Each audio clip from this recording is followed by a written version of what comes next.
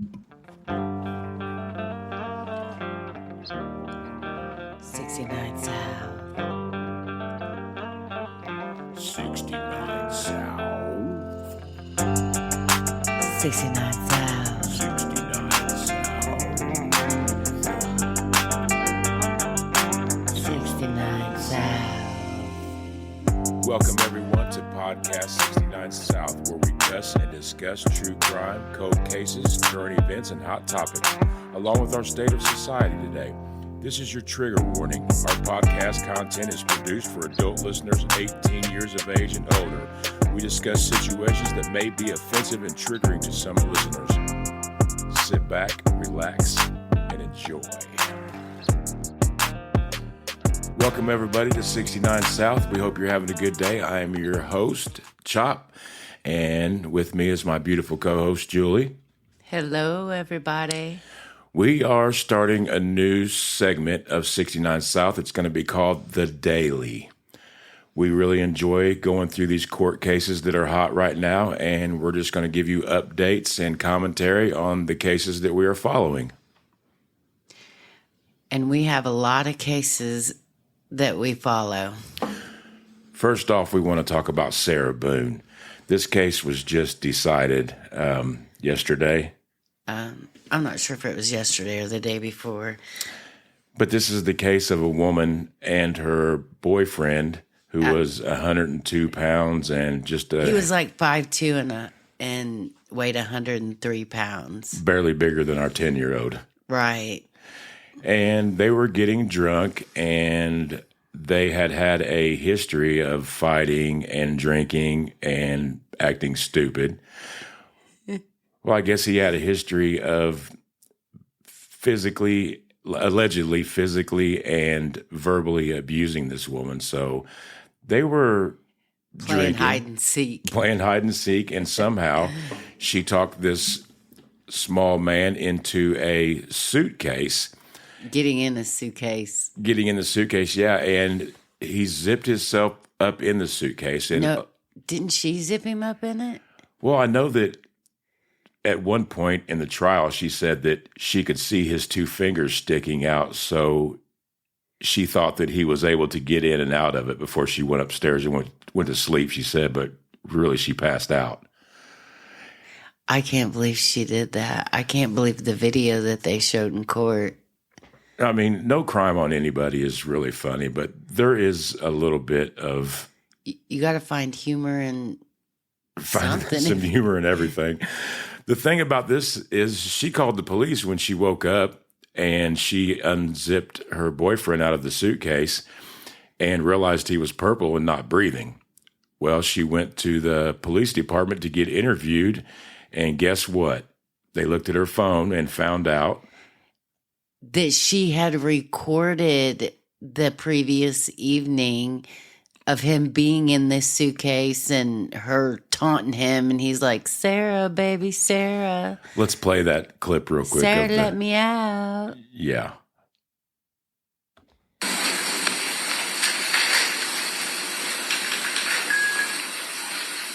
For everything you've done to me. For everything you've done to me. Fuck you. Fuck you. Stupid. That's my name. Don't wear it on. I can't fucking breathe, babe. Seriously. Yeah, that's when you do when you choke me. Sarah.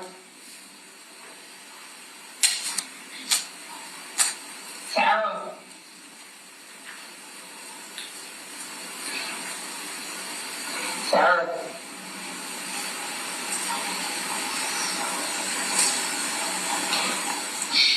Sarah, I can't breathe, babe. That's on you. Sarah, I can't breathe. It's on you. Sarah.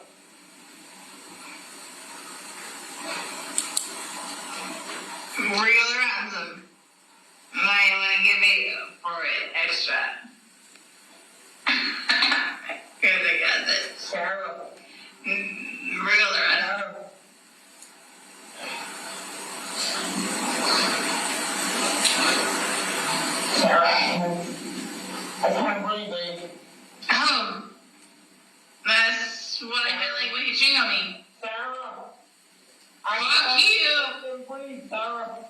Yeah. You should probably shut the fuck up.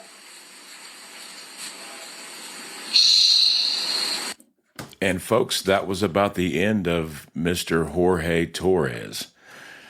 I don't know if I just got a sick sense of humor, man. I mean, nothing's funny about, some guy getting suffocated to death in a suitcase. It just, what kind of tickles me is you can hear giggling in the background. And when he's like, Sarah, and she's like, that's what it feels like when you choke me. That's what it feels like when you cheat on me. Fuck you.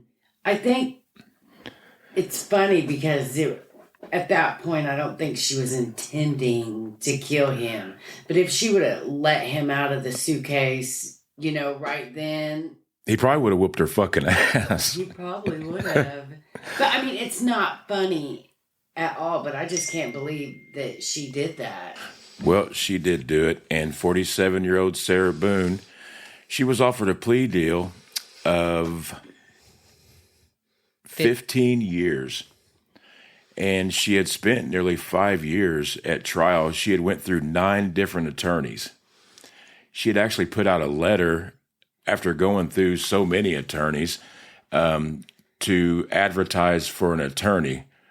Here's that letter. So the judge was like, I'm not giving you any more attorneys. Went through 8 of them. You're refusing counsel. So she wrote this flyer and sent it to the judge. And I guess the judge put it out online or in the newspaper.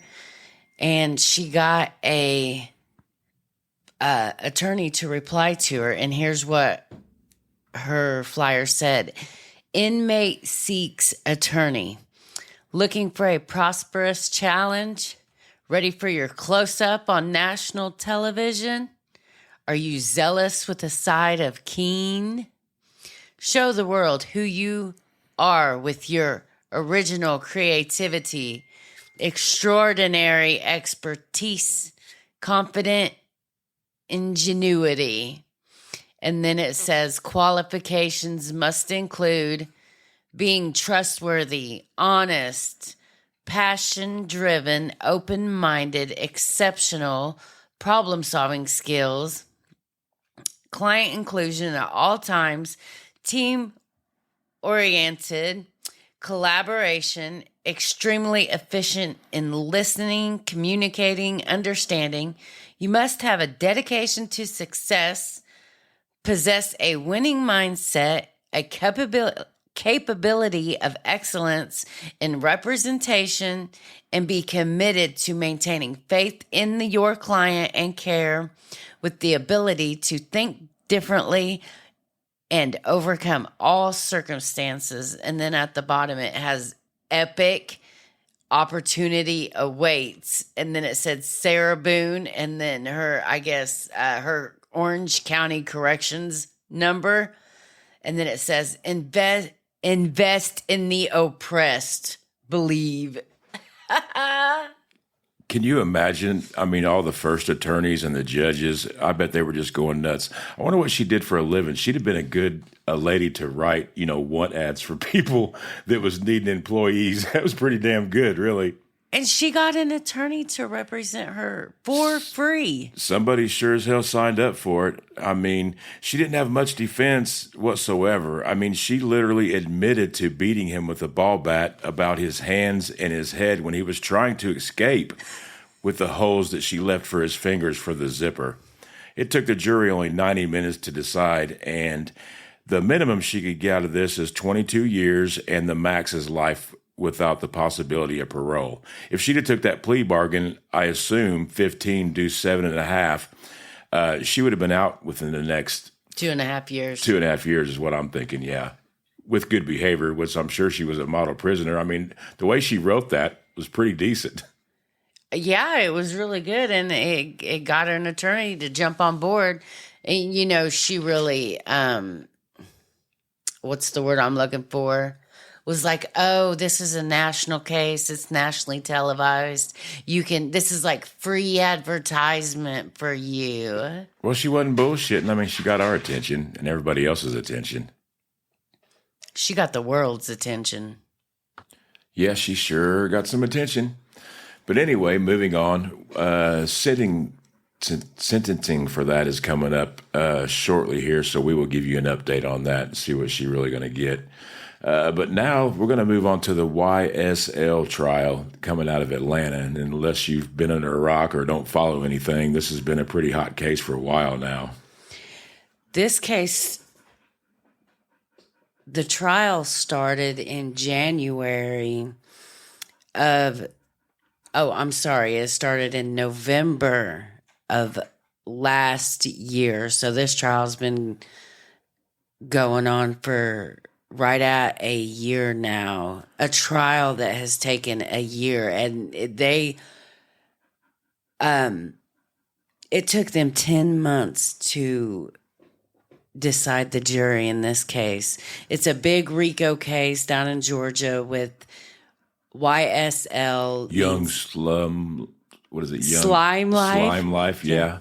I know one of the guys on the stand said it was Young Stoner Life, Young Street Life, Young. He had all kinds of explanations for it, but basically he was just trying to make it like that it wasn't a specific gang. Yeah, and YSL started as a record label for this guy named Young Thug. Young Thug. And a whole bunch of people follow him around that area because he blew up real big in music. And what I think it is, he's popular, he's got money, and all these people follow him. He could kind of be looked at like an influencer plus a big musician. And these people started following him, but other people that he knew were out there committing crimes and fighting with other gangs. And then people said, the DA said that they're having all these shootouts and a gang war, but the only people on trial is the YSL gang, corporation, whatever you want to call it. I mean, I've watched this trial for a few weeks and I haven't seen any evidence that would incriminate Jeffrey Williams. Now, good old Fannie Willis, the prosecution team is under Fannie Willis. I'm sure you guys have heard of Fannie Willis. She was the one that wore the dress backwards and it had something to do with the Trump. Yeah, she brought up the RICO charges on President Trump. And then she brought up this RICO case. I think Trump's trial had 18 co-defendants. And then this one had like 28 plus. There's a lot of good rappers that come out of Atlanta. I mean, I listen to rappers. everything. Yeah. Jermaine Dupri. I listen to everything music-wise. I like to say I like everything from Here's a Quarter to 50 Cent. And I made that shit up. That's pretty damn good. I looked up on my Apple Music deal and I tried to listen to some of his music, man. I don't know if it's just new wave or if it's Atlanta style rap, but I wasn't really too into it. I guess he started music like back in 2013, 14. I never knew who he was before this trial. He's got good beats though. Good music. But this trial has been a joke. There's one guy that's involved in it. His name's Woody. We watched quite a bit of his testimony. It was very comical. What you mean? What you mean? What you mean? What you mean? And everything, when they asked him a question, I don't recall. The prosecution has just made a joke out of the Atlanta judicial system, in my opinion. It's just been a circus. One of the defense attorneys, Brian Still, was actually arrested for speaking his mind. Judge Glanville put him in contempt of court, and because he wouldn't tell some information that he had learned because they had some secret meeting with the state, and that's not allowed during the middle of trial. And they tried to coerce a witness to testify when he wanted to plead the Fifth Amendment, and there's been prosecution misconduct. When they're stating laws to the new judge because the old judge got kicked off the case. They are misrepresenting what the laws mean, and the judges caught them several times lying and being dishonest and misleading. Oh, Young Thug must have some money because Brian Steele probably ain't a cheap lawyer. He's one of the top defense attorneys that I've heard of. And the thing is, if you watch this trial, if you watch any portion of this trial, and then you go back and watch like portions of the Karen Reed trial or any case that's been the Murdaugh trial, everything seems to be so professional in a courtroom, but this courtroom is it's a joke. A 3-ring circus. I can't even wrap my mind around it. You can't say one thing about Young Thug, man. He's got a hell of a wardrobe. I bet I've seen $250,000 worth of outfits come through that courtroom. It's every single day, every week a different hairdo, every day a different outfit. I think they even tried to tell they had to make these guys tone down the outfits. Like, we can't just host 1,000 new outfits for you guys every day. Their closet wasn't big enough. Yeah, the jail's closet wasn't big enough. I could only imagine. But yeah, he does look pretty spiffy in there. You know why they have them come in dressed in like professional wear is because the jury is not supposed to know whether or not if they are incarcerated or not. So that's why they have to dress up for court, even though most of them, no, I think all of the defendants in this trial are incarcerated right now, and they have been for a few years, but the jury's not supposed to know that. And that's a big thing because that's why this trial has been on basically pause for a couple of days, because one of the guys that was testifying let it slip a couple of times. I think it was a post through X or something that said free Quay, yeah, and they schooled him about not to say stuff like that because it's basically letting the jury know or putting the mindset to the jury that these guys are criminals already. They did that, but what they did is they had something redacted on a screen. Well, the district attorney handed him a piece of paper, and when she handed him the piece of paper, he started reading off it. Well, whatever he said was not redacted. When he said free Quay, it wasn't redacted on that piece of paper, even though it was on the screen. But that was her fault for handing him a piece of paper that had information on there that shouldn't have been. So it wasn't really his fault because she even said, "Is there a hashtag?" And then he was like, "Free Quay." And she was like, like, "Oh my God." And then one of the lawyers motioned for a mistrial. I think there've been like 80 to 90 motions for mistrial. It's every day. It's almost every day you see them motion for a mistrial. But the prosecution just seems like they're making this case up literally day by day. There's days that they don't have witnesses ready. There's days that they really don't have shit to do. And they got sent to retraining on Brady evidence. The prosecution did? Yeah, because you know how you have to turn things over to the defense, even if it's going to help them, the Brady law. Right. Well, they weren't turning stuff over. And the judge made them go to training. The whole district attorney side made them go to training in the middle of this trial for that, to make them learn about that. That's crazy. I mean, the judge got in the prosecutor's ass one day. Let's play that clip. And like Julie said, this is Paige Whitaker. She is the second judge that's presided over this case. And Adrian Love is the main prosecutor that's in the courtroom all the time. Well, this is Paige Whitaker giving Andrea Love a piece of her mind.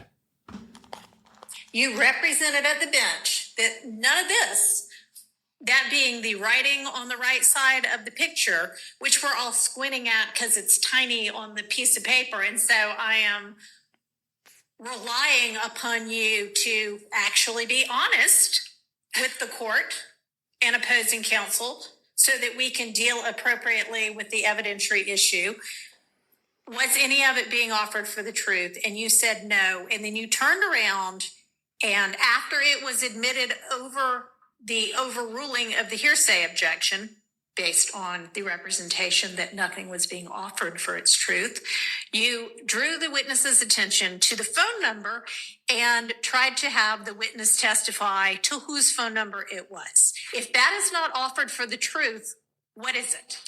Your Honor, it explains what steps he next took. It wasn't that he sat there and took this phone number and said, okay, this is Justin Cobb's phone number. He went and sought records based on what he saw on this social media post. So it's not, this post can't prove anything, but I do expect that the witness will testify based on what he saw, regardless, because this is a legitimate. Why can't you just, at the bench, when you know that the reason you're offering it is for the phone number, and then to ask the witness other questions about what he did based on that phone number and seeing that phone number, say to everybody so that we know what we're dealing with, you know, it's this phone number, and then I'm going to ask him XYZ about the phone number, and then we'll know what we're dealing with. Because my understanding that what was being objected to was not the phone number, was the comments that was the words, Your Honor. And again, this piece of evidence does not prove anything, as anybody would be able to say. But when he saw this on Justin Cobb's page, or a picture of Justin Cobb next to what he believed to be Justin Cobb's handle, he sought additional information. The entire number with the comments. I'm sorry, what, Your Honor? I mean, that is included within what you're now calling comments, all of them just being. And I asked at the bench what comments they were asserting was hearsay, Your Honor. I literally asked at the bench, is any of this being offered for its truth? And Your Honor, it's being offered to explain DDA Sprinkle's actions that he took next. Your Honor, these records have been collected as part of what he did in this investigation. He was asked on cross-examination, did he take particular steps to corroborate what was given to him in certain interviews? That was the preceding question before I asked him about this particular post. So the state intended and intends to introduce the records that DDA Sprinkle produced or obtained after seeing this post. This post can't suffice to prove that that is Justin Cobb's number. This post only explains why DDA Sprinkle got the number and why it was significant to him in this investigation, where his steps and actions are being questioned. But you know, Judge, we don't get there. I hear what the state's saying, and it's disingenuous because we don't get to the second step that they're talking about, what records he procured and why he did what he did, unless we go through the hearsay statement that's contained in the portion that I objected to. And the court is accurate. I was there and I asked for everything that was on the right side, all of the verbiage to be, I said that was hearsay. The state said it was not. It clearly is, because to ask him that specific question, I mean, listen, none of us are obtuse. It is what it is. I think that the state was disingenuous about it. The state's being very slippery in regards to their response to the court's questions. I think it's willful, and I think a mistrial is appropriate. And I'm asking. I can't figure out what it is. If it's disingenuous, if it is that, I don't want to malign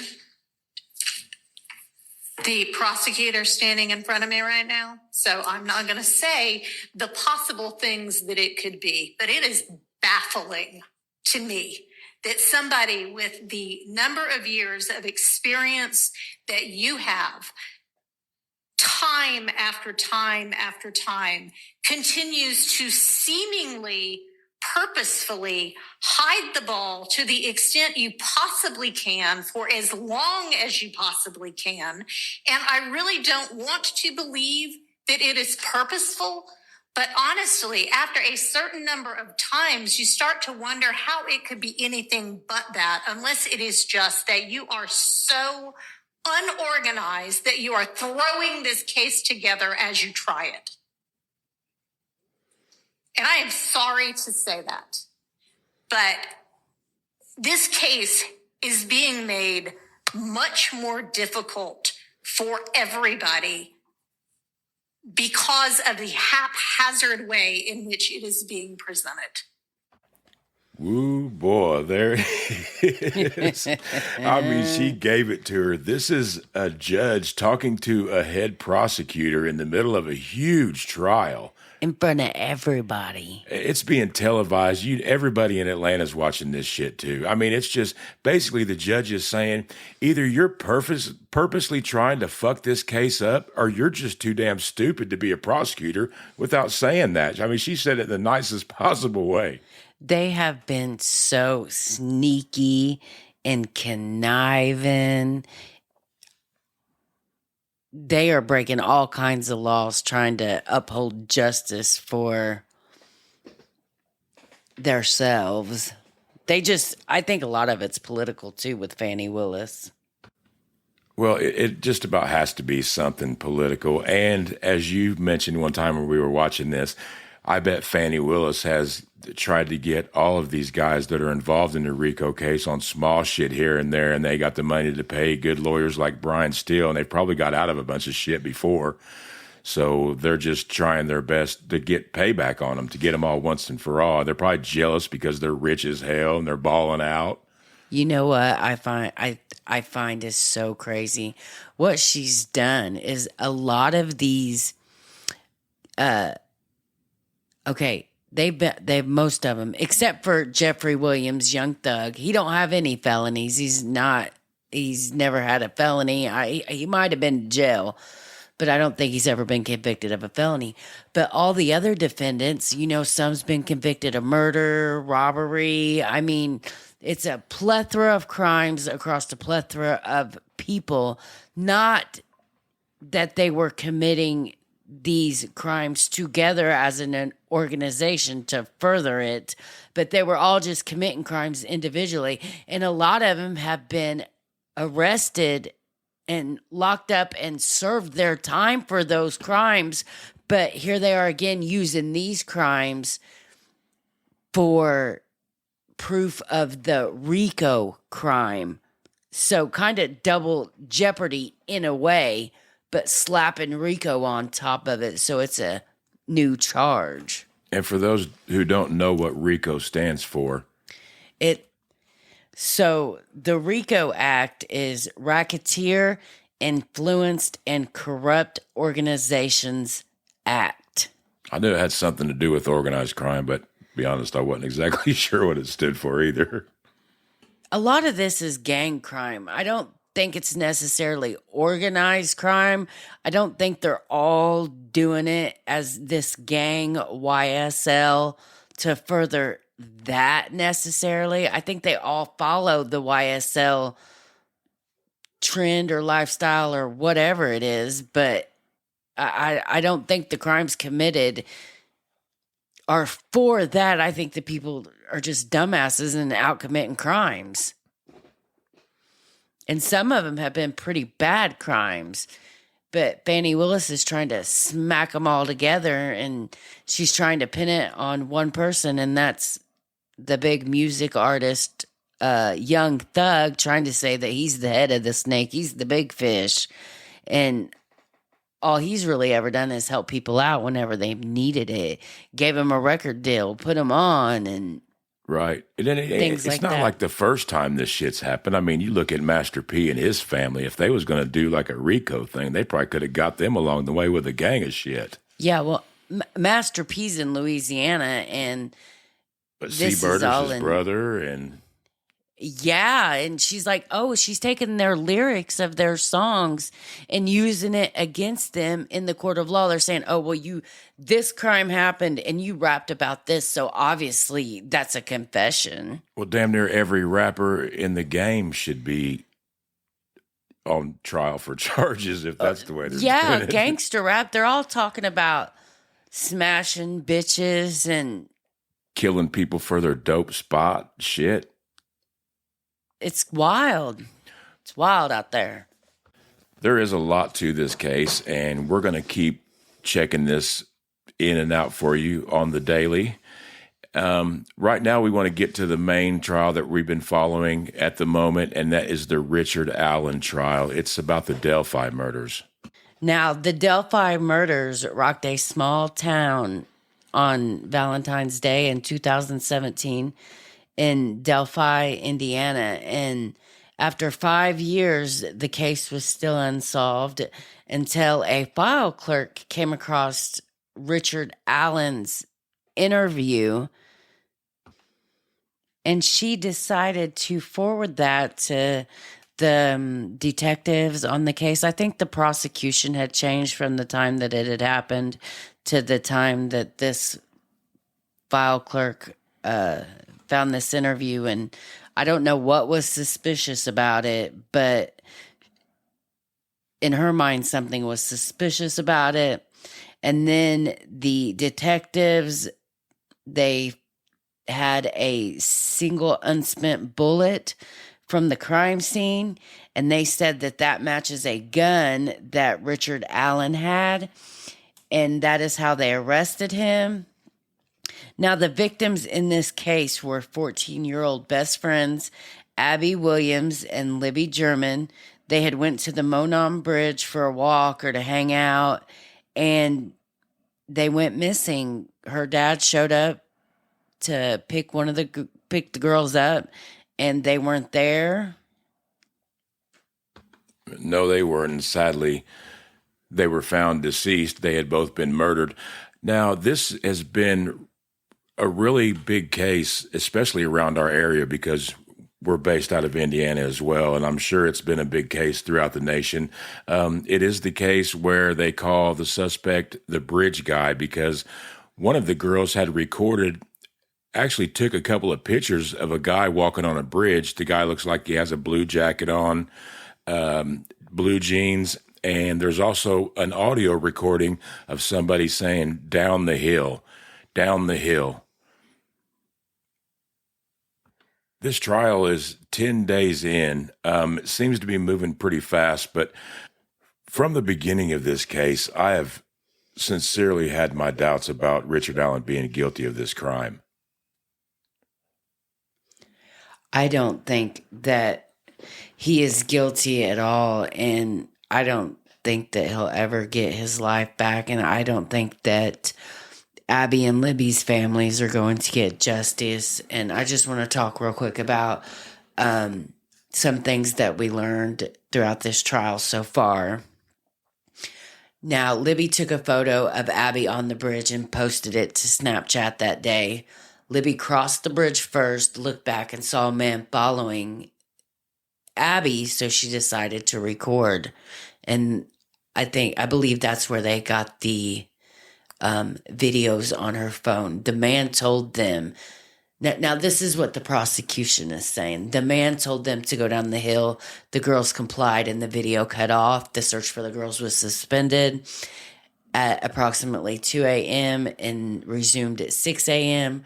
Libby was found nude, covered in blood. Her throat was cut in several places. There was blood on the ground and on a nearby tree. Abby was wearing her own underwear and shoes, but no socks, and Libby's shirt and jeans. So the girls were like, one was naked and one was dressed in some of the other's clothes. It says the rest of the girls' clothes were found in Deer Creek, but for one shoe and Libby's phone, which were found under Abby, there was an unspent .40 caliber Winchester bullet between the two girls.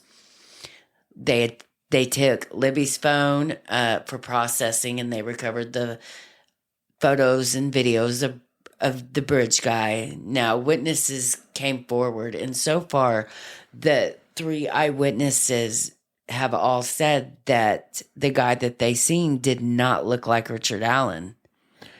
First of all, Richard Allen was not on the police's radar at all. I think his name got going into the case in the investigation is he had said that he was walking on that trail that day. He wanted to go just look at nature, and to his testimony or his interview, he said he wanted to watch the fish in the creek. Now, him and his wife was later watching a newscast, and they saw the murders of the two girls, and Richard Allen had told his wife, "Hey, I was out there that day walking around there." And she said, "Well, maybe you should go tell the sheriff." So Richard Allen went down there and was like, "Hey, I was down there that day, and if, pick my brain, and I'll tell you everything that I saw or anything. So he was actually trying to help him out to begin with. That's what happened. And for some odd reason, I really don't see how it all got turned around. And you know what kills me is even the eyewitnesses are saying that this guy was 5'10" and looked to be in his 20s or his 30s. And Richard Allen was in his 40s, and he's short. He's 5'4". He's a serviceman. He did time protecting our country in the Army and the National Guard, I believe. He was a manager at CVS, literally no criminal record at all. They owned a nice brick home. They had nice vehicles. Just a seemingly average Joe. What makes this case so messed up is that we sit here and say that we don't think he did it, but for people who haven't followed this trial, they don't know that he's confessed to killing these girls. He has confessed, but they also moved him to a really nasty prison here in Indiana instead of housing him at the county jail where the crime happened at.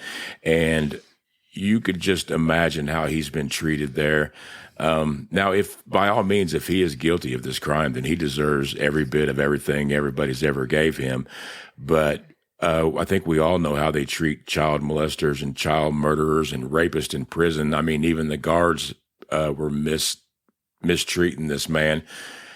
Who knows the lengths of the torture that he went through? So I don't really personally believe. I haven't personally heard the confessions that he talked about. But I think the dude, if you look at pictures of him before incarceration, I mean, the dude has dwindled away to nothing, and he's lost literally everything he has. His wife basically had to go into hiding, sold everything they had. They've lost completely everything from him going up there to try to help, in my view. But he has confessed, and they are going to allow these confessions to come out in court and let the jury decide on what they think. But he was also they also had him on medication. He was losing his mind, going crazy. And they had the police coming in there. They had the guards coming in there. And what was weird is that he only made these confessions when he was in Westville Correctional Facility. At any of the other places he was at, he never confessed to anything. It's just at this one correctional facility that his lawyers begged to get him moved out of, and they wouldn't do it. That judge would not move him. But there's been evidence lost in this case. Key witness interviews are gone forever, and they didn't even write down the names of the people they interview. We've been following this trial every day, and they said that it was a super, super bloody crime scene, which is heinous in itself. But they tested his jacket he wore that day, his boots that he wore that day. Granted, it's been 5 years between the crime and the testing, but they have not found any DNA of these girls in his car that he drove, any of his clothes. His home, they went through everything with a fine tooth comb. Now, speaking of DNA, as of like a week ago, law enforcement was still scrambling because there was a hair found in Abby's hand. It was wrapped around her fingers and had a root on it. DNA was extracted from it. The analysis testified that the hair might be from a relative of Libby. How would it be wrapped around her finger when they're all out there? It's not Libby's hair. It's not Abby's hair. It's a female hair. It's not Richard Allen's hair. Might be, though. Where do they get the might be 7 from? years later, why is that not tested? And they have somebody in custody. Why would they not have that DNA hair tested? All this should have been took care of immediately. I mean, this should have been investigated, searched. It's almost like nowadays these prosecutors, not all of you, but a lot of you, they get the idea that somebody's guilty and they run with that no matter what it entails. And a prosecutor should be wanting to find the truth no matter what. It shouldn't be sides. And that's the way I feel like this has gone since day one of this. That puts the public at a bigger risk if they're not looking for the truth, because I feel like there's still a killer out there who did this to these girls, who has got away with it. And wasn't there another Keegan Kline guy who was talking to these girls on the Snapchat under some fake Anthony Shots name? Absolutely there was. And they searched that guy's house and his electronics, and they found all kinds of child porn. Yes, absolutely. Now, you would think if Richard Allen is this weird, corrupt, just sick individual that would do this to these two girls, you would think they would find porn on his phone, or child porn, or bad text messages, or anything like that. There is absolutely nothing. They went through every device this man had, and they have found absolutely nothing, just like he's a normal human being, and not even a bad one. You know, there's not one bad thing that has come out on his electronics at all. And the same thing about the DNA, as they didn't find any of the crime victims' DNA on any one of Richard Allen's possessions, home, vehicle. They didn't find any of Richard Allen's DNA on either one of the crime victims. Literally, the only evidence they have is the confessions, which I believe are false, which is just my opinion. And they have an unspent .40 caliber shell casing, which the investigator says has the ejection marks from Richard Allen's pistol.